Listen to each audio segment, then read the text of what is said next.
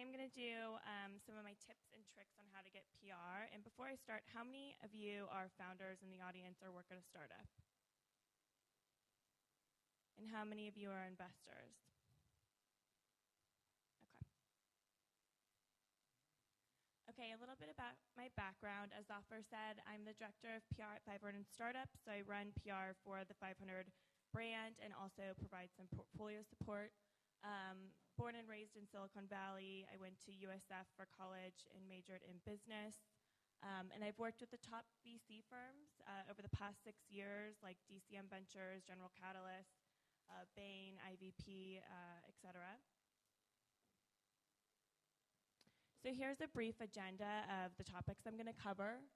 When you should do PR, how PR can help, assets to have on hand, which outlets to target, how to target them, and then once you get an interview, what questions press will ask you. So first off, so when should you do PR? So this is for founders. So when you're launching or announcing your company and you haven't had any press yet, when you raise funding news, that's another great way to get press coverage. Any major product updates, and so that doesn't mean if you have an app and you change a button on the app, it's like a major product update overhaul. Other major news, like a well-known hire, if you poach someone from Google or Facebook or a well-known startup in your area. Expansion news, so true expansion news, not going to another local city, but going global or going to the US or vice versa. And then any notable partnerships that you secure are also another opportunity to do press. And a little footnote I have here is, today reporters get hundreds, if not thousands, of emails a day. So it's easy to become white noise. And a way to stand out amongst that noise is to offer reporters an exclusive. So an exclusive means that you're giving them the information ahead of time and only them. You're not targeting any other reporters. And when you give an exclusive, you give it to your top tier get. So whether that's Wall Street Journal, New York Times, TechCrunch, et cetera. And then you just really target one person and you give them an exclusive. Okay, so how can PR help? It can help with user acquisition if you're trying to get more downloads or trying to get more customers to use your product. It can help attract venture capital money. It can help you when you're hiring, and then if you're a founder, it can help position you as a thought leader. So some assets you should have ready to go before you even start pitching press. So a one-liner, so that's a quick sentence you have about your company. This will also help you when you're pitching VCs or when you're doing networking events. If you start to ramble on and on about what your company does, people are going to tune out, whether it's a reporter or an investor. So have an elevator pitch. This is also known as your boilerplate. It's something that you'll use at the end of PR announcements in press releases. You can put it on your website. Also, if you get into a greater conversation with a press person, investor, or at a networking event, it'll be 4 to 5 sentences, a couple sentences about what your company does, what void it fills in the industry, and a couple of lines with founder background. And then photos are huge. One of the number one things that TechCrunch complains to me about is that they never have photos for any of the companies that they're covering, and that means product photos. They don't really care as much about logos. So have product photos available, screenshots of your desktop, if that's applicable, photos of your app, founder photos, team photos. Have all of those ready to go and make sure that they're high res. And then for all of these assets, it's even better if you put them in a media kit on your website or a press kit. So that would be a link and either use Dropbox or whatever platform, and then have all of these assets available so that when reporters search you, they can find all of these assets. Okay, so this is a fun slide. So who are the most influential outlets? These aren't in any order. UA stands for user acquisition, and VC $ means venture capital money. And these outlets are specific to the US, but they are applicable internationally. But for example, if you're in Asia, E27 would be on the list, and Tech in Asia would be in the list. And if you're in the UK, The Guardian, et cetera. So TechCrunch is really good for user acquisition and venture capital money. And the reason why I'm listing what audience that is because anytime you do an announcement, you really want to think, what is your goal of the announcement? What are you trying to do? Are you trying to hire? Are you trying to get more users? Or are you trying to raise a round of capital? And a lot of times, founders want all of those, but you have to decide which is the most important and then work back from there. VentureBeat is more of just a user acquisition tool. There's Venture Capital Journal, which is just a VC audience. Same with PE Hub. Silicon Valley Business Journal is an example of a hyper-local outlet. So any of your local business journals, Entrepreneur and Strictly VC both tap the VC market, and then Wired and Inc. are more of user acquisition. So all of these really fall into the tech or business category. And if you're going to do an exclusive, I recommend targeting one of these outlets. I would say if you're trying to get user acquisition and VC money, I would go for a TechCrunch exclusive. If you're trying to have a more sophisticated audience in VC readership, I would go for Wall Street Journal. After Wall Street Journal, I would do Forbes or Fortune, and then Bloomberg. On the tech side, TechCrunch is really the only one in the game right now in the Valley, unfortunately. There used to be some others like Recode and, VentureBeat, but they're just not as strong. And so the most important thing I can say, so a lot of founders say, hey, can you send me a press list with all of their emails and their names? And I never do that. And there's a major reason why, and it's because the most important thing to do is to research who is covering your company. A great way to do that is figure out who your competitors are. If you're a founder, I'm sure you already know them. Google their name and see which reporters are covering them, and then target those reporters. And keep a list of their names in a Google spreadsheet or an Excel spreadsheet. You can typically find their emails on their Twitter profile. But targeting one reporter or two reporters at each outlet who cover your beat just shows that you've done your research, and it will actually resonate with the reporter. If you go to somebody who doesn't cover your industry, they're just going to write you off and then not take you seriously moving forward. So it's really, really important to figure out who's covering your industry and who's covering your competitors. Okay, so how to target reporters. This is usually one of the most challenging things for people. Of course, you want a warm lead through your network or through an investor, but it's not always it's not always possible that will happen. So these are ways to build your own relationships. So again, research which reporter is covering your company's industry.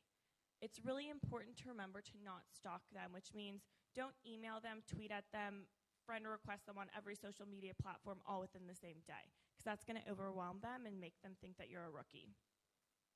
Remember to be genuine, and I like to say approach a reporter like you would approach somebody that you've met at an event and you're trying to build a friendship with them. So that means, connecting on things that they like. So if they like art, connect with them on that. Lead without asking for something in return and build that as a friendship first.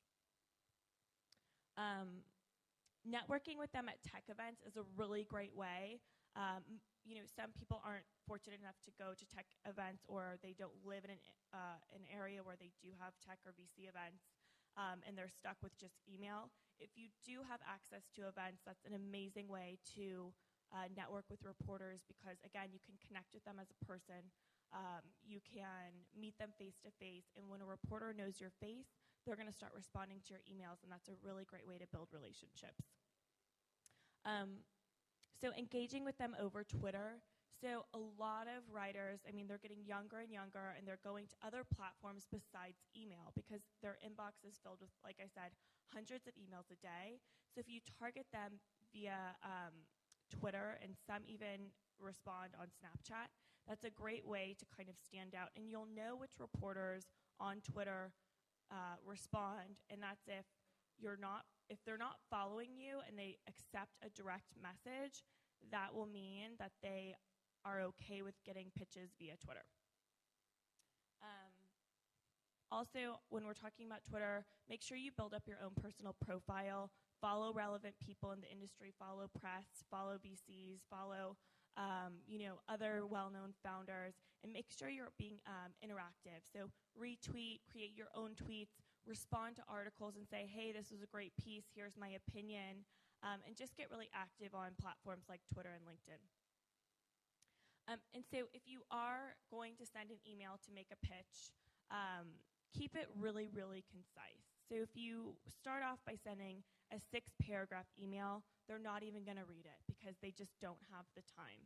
So I recommend 2 to 3 sentences, a few bullet points, and then a quick close. So for example, if I were doing a funding announcement for one of my portfolio companies, in the subject line I would say, exclusive on Series A -chat ? So that's the subject line. In the email, I would say, hey, Josh, so-and-so is announcing a Series A, would love to share the news with you. If you're interested in the exclusive, what are your thoughts? Cheers, Kelsey. Literally, the more simplistic you can write it, the better. Fortunately, since I've been in PR for 6 years, I have my contacts who already know me, and so I'm not really battling against with building relationships. Of course, I'm always trying to build new relationships, but I definitely have a set of go-to friendlies where now they know my name, and they just respond. However, if you are just starting to build your relationships and you've sent that concise email, but for whatever reason they're not responding, wait 2 to 3 days, probably 3, and then respond back on top of your first email and say, hi there, just wanted to check in to see if you're interested in this. If not, no worries. But just let me know because I'm going to go to a different reporter if you're not able to take this.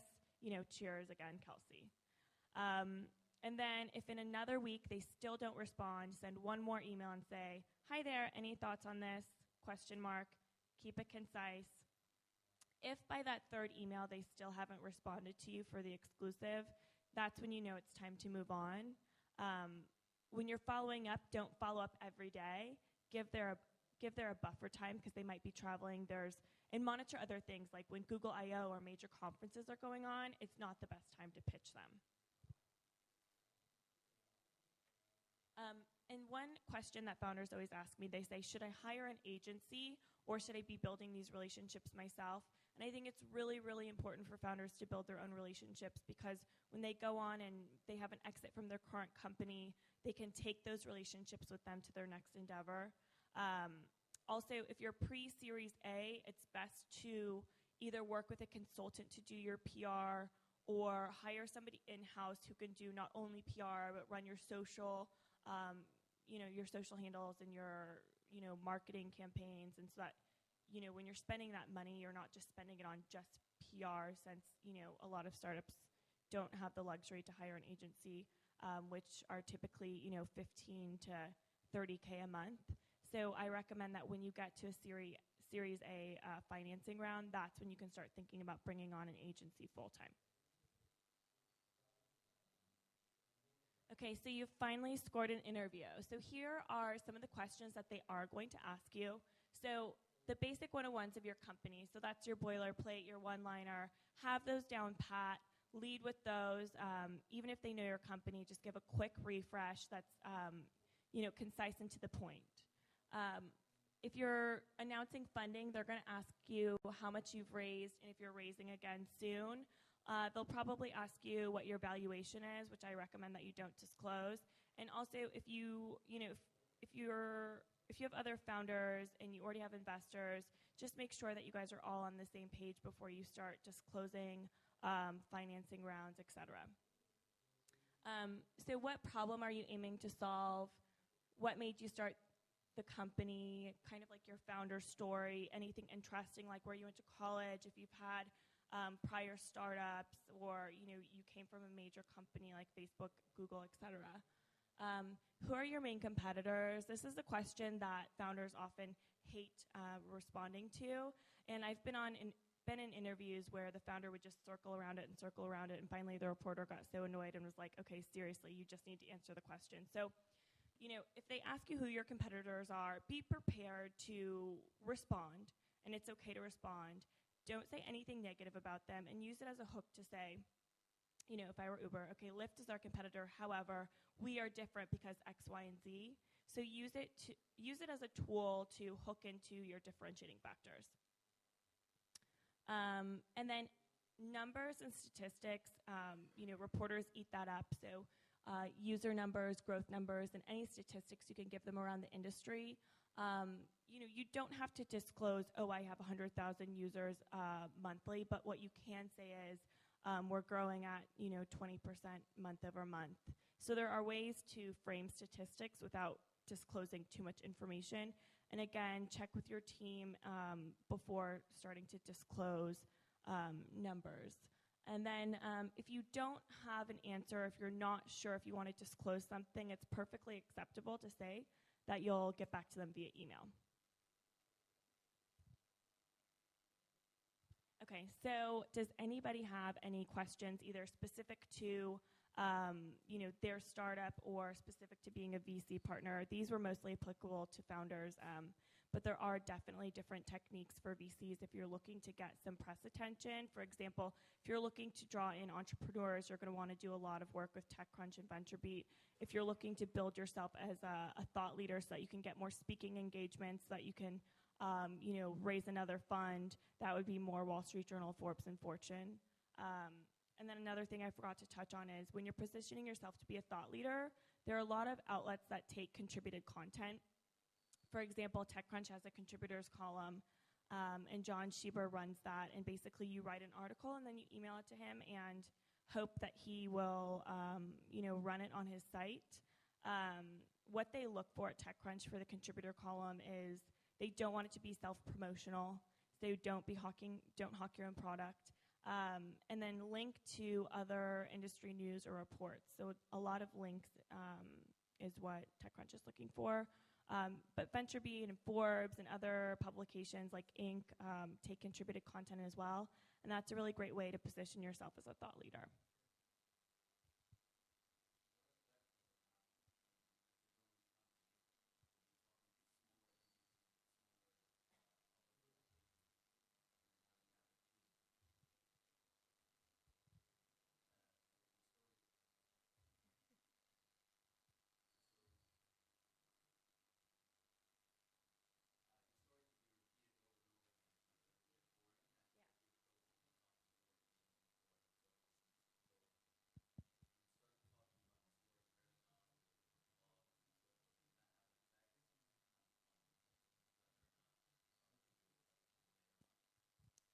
That's a good question. So I would say it's really important to launch your company into press when you're first launching so that people know who you are. It's something you can show investors when you're raising. It helps when you're hiring, and it can help you get downloads, which is really, really crucial when you're first launching. But you don't need to go overboard. When you're first starting, you don't need an article every single month. Just whatever makes sense to the company's goals. So launch yourself. If you feel like, you have a major initiative that you're trying to achieve, like user numbers by Q4, then that might be a time where, okay, we're going to pump up PR a little bit. But it really ebbs and flows with what the company needs are, especially when, like you said, they're younger. And, if you don't want to saturate yourself in the market, you don't have to. So launch yourself for sure. And then, if it makes sense to wait until you have hard news, like a really notable hire or a round of financing, that's totally acceptable. A lot of the startups I work with typically launch themselves in TechCrunch, and then they won't do news again until they raise a Series A.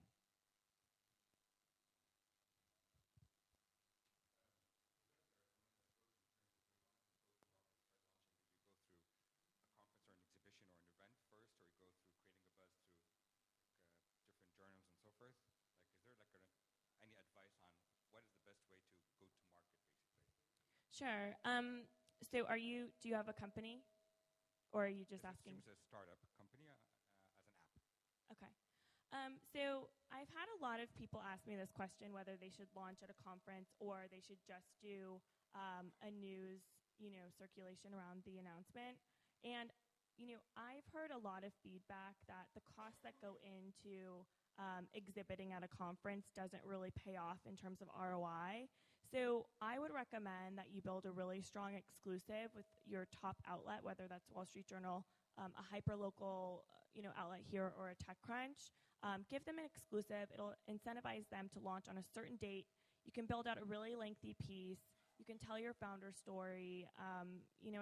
It's a lot more cost effective.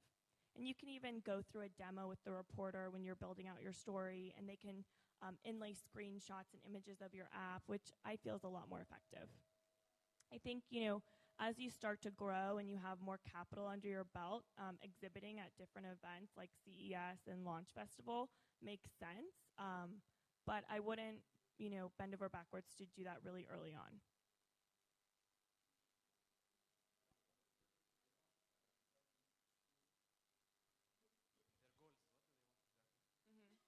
So they're looking for like hard news. So that means something tangible that you're announcing that's time sensitive.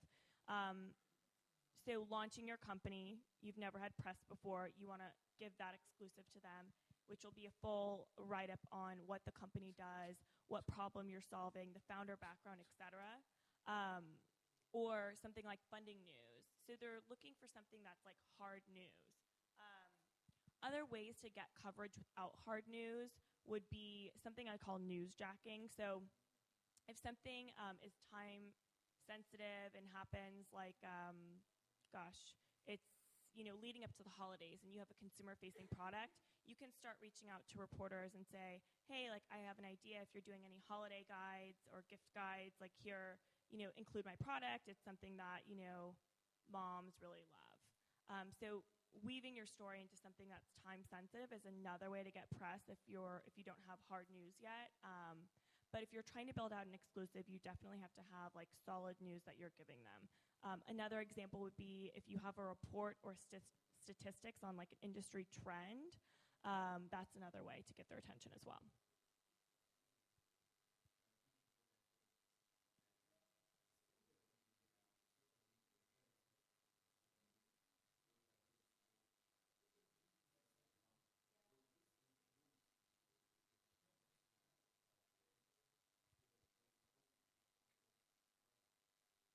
So having social media profiles built out does help positively. I would say it helps get user acquisition more so than getting press attention. However, when you are reaching out to press, they are going to Google your name and look at your social channels. And if those are empty, they're not going to take you as seriously. So it's really important to start building those out as early on as possible.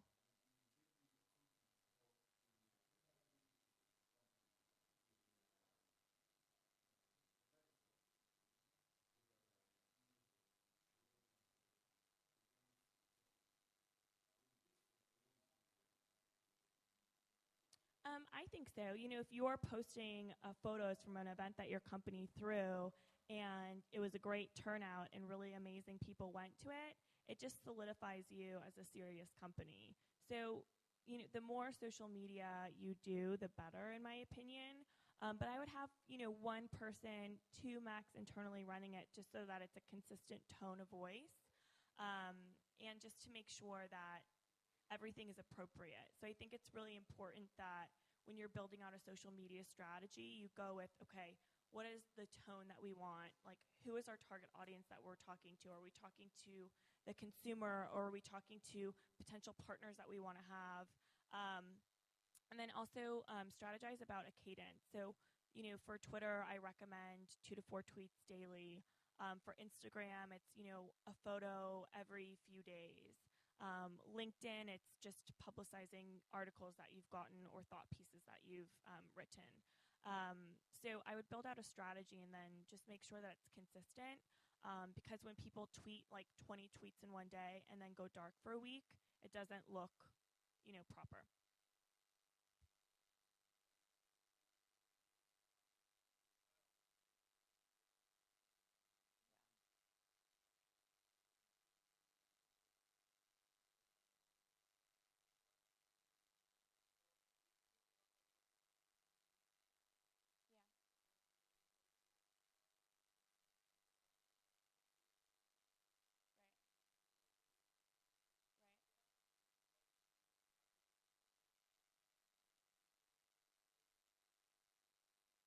Sure. I mean, if you have at least a few months under your belt, you can say month over month growth. Another way to skirt that issue is to say like what your projected growth is. So, for 2017, we expect to grow by 200%. Or by 2017, we expect to make 10 new hires globally. So kind of a projection is another way, but just make sure that they're realistic, because if they're so over the top and then you fall short of that, it will look bad. So choose a number that's realistic, and that's another interesting way to get attention.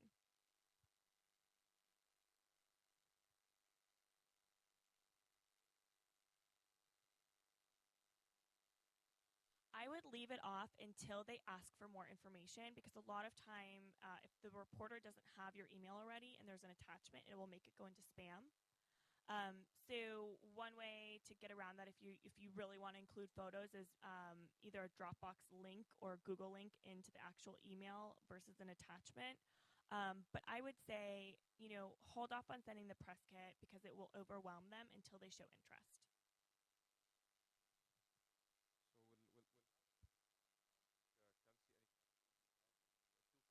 Kelsey, thank you so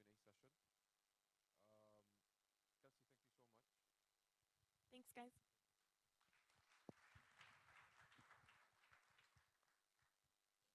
Next, we have Ed Spiegel from our San Francisco Accelerator team. Ed is an entrepreneur in residence at 500 startups, which means he helps our startups on their growth journey. He was also leading our healthcare track in the latest batch. He worked with many VCs, and he'll tell you more about his love for Emirates in a bit.